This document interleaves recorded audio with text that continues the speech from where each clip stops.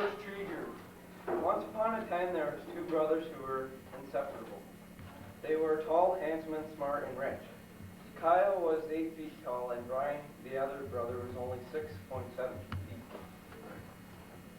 One day the two brothers were hated by everyone because they were jealous of their handsome bodies.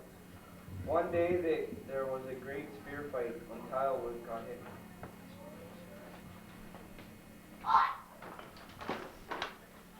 So the other brother, Brian, cried and dragged him off. They came upon a hole, so Brian just dumped him in, the rich soul, and left him there. Not very strong. The next day, Brian went back to visit Kyle. And Kyle was... How the black bear got its color. Many years ago, a bear sat all alone in its big empty cave. He sat there and cried while the tears would fall into the river below. As a deer was walking by the bear's cave, he heard the bear crying. He went into the cave to see what was wrong. What's wrong? You look a little on the sad side. Oh, nothing. Look at me. I'm plain color. I'm white. I have the plainest color ever. Don't worry. I will bring the night color black. When it was time for the deer to go home, he told the bear about the color. Just as the deer was leaving, a rabbit came by and heard Bear crying. What's wrong? Oh, nothing. I have the plainest color ever. Well, Bunny was the mean type, so he said, Ha ha, I have two colors, brown for summer and white for winter, but my white color is clean and fluffy, not like yours. Ugly and white and turning darker every day. After Rabbit finally left, Bear was sitting in his cave by himself thinking. What if I were black? All I would need to do is go to the sky and ask them if I can have a little black sky so I can turn black. Bear was on his way to the sky when he met up with the grizzly bear. Grizzly was Bear's worst enemy. They started to fight almost as soon as they saw. Are you going to put that away? It's odd. For now. Mine. That's not his. He told you to. Wait a minute. One day when Puka and Tonka were planning a fishing trip, they got everything gathered. Read slowly so we can hear. It all started one day when Puka and Tatanka were planning a fishing trip. They got everything gathered up, then went over to the local variety store to gas up their canoe and get some bait. The storekeeper warned them to beware of the new species of trout, previously unknown to mankind, was roaming the lakes, but that did not bother them, for they were brave little native fishermen. Off they went onto the ice, canoe and all, well prepared for a fun-filled day of fishing.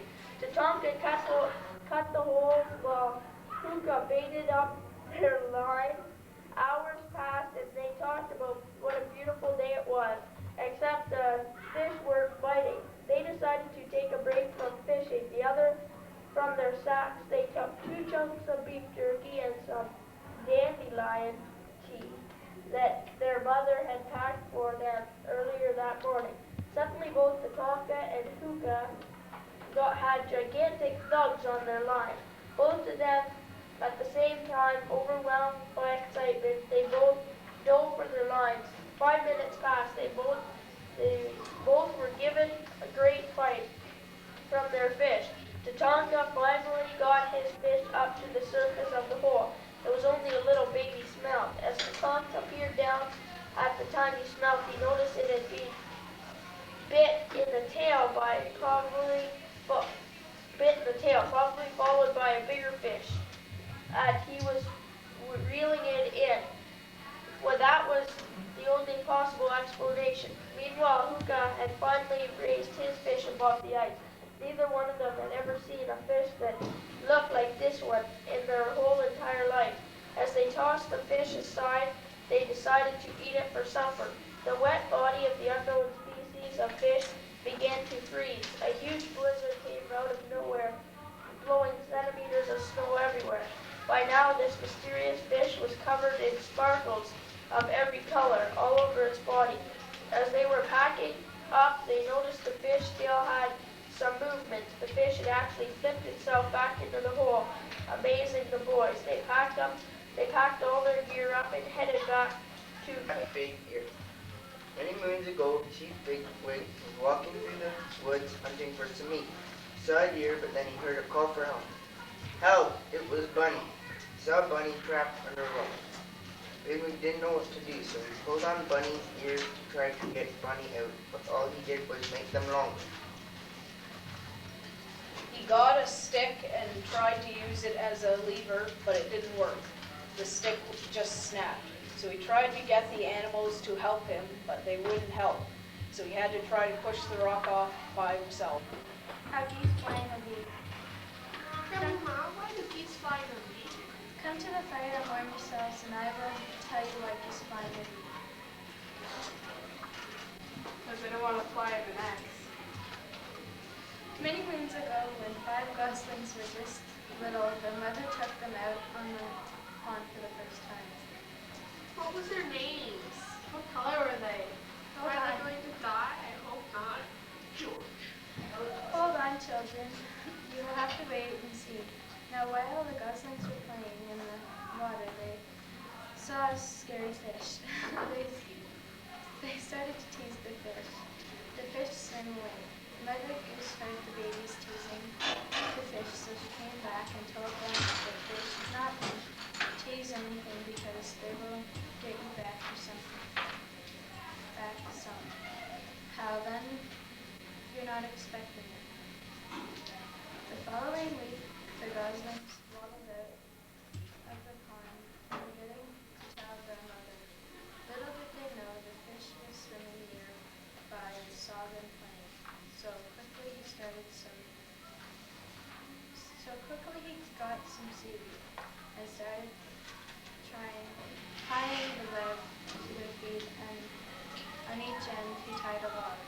Then he swam away and hid behind a rock and waited for the birds to fly off. It wasn't long until the mother called them for supper.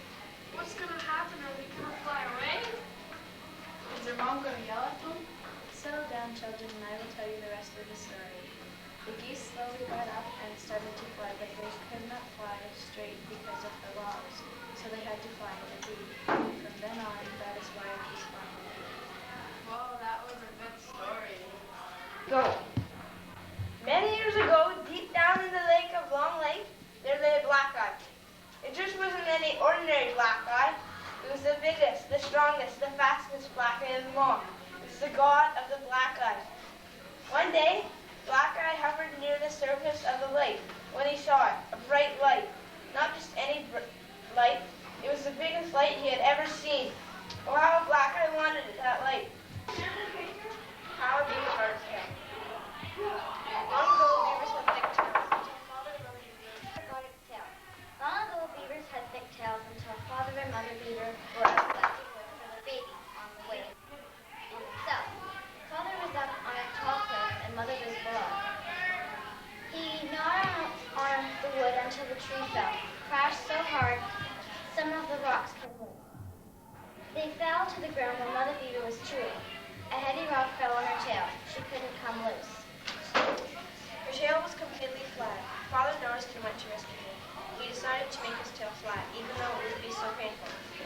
They wanted the baby to have this unique tail. He was born in the flat tail marked him too. Generations passed and the flat.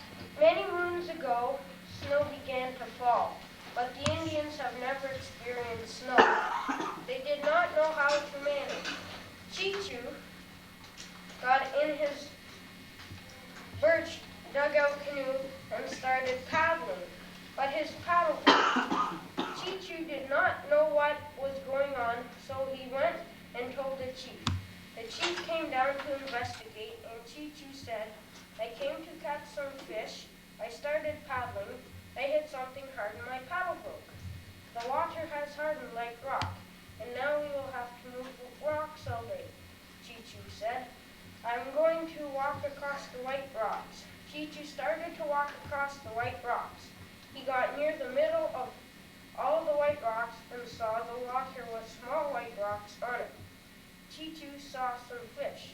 He said to himself, I'm going to he had with him gave him an idea. Chichu picked up the spear and jabbed it into the white rocks. When Chichu jabbed the spear into the white rocks, the spear broke. Now he could not catch the fish. He ran back to tell the chief what happened. Chichu said to the chief, I jabbed my spear into the clear white rocks and my spear broke. The chief said, come and show me where these clear rocks are. Chichu brought the chief to the clear white rocks. Chief saw the broken spear and looked down where they were standing. Chief said, I can see fish swimming and I don't know what this is, but it is not rocks. The chief bent down to see the fish. He had stuck his hand in the cold water and said, I got one. The chief pulled his hand out of the water and had a fish, but they did not know that he stuck his hand in a clearing of ice. They walked for about a minute and stopped. Chief saw a big fish. He reached out his hand and hit his hand on the ice, but they still do not know it is ice. Chief looked at his hand and at the ice.